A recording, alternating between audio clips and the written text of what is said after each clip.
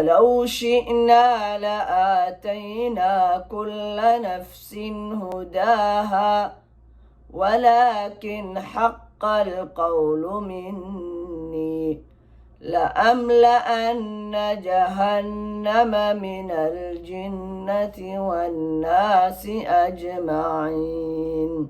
waxaynu akhrinayaa suuradda 32 aayadda 13 waxay leedahay sidan: ولو شئنا لآتينا كل نفس هداها ولكن حق القول مني لأملأن جهنم من الجنة والناس أجمعين.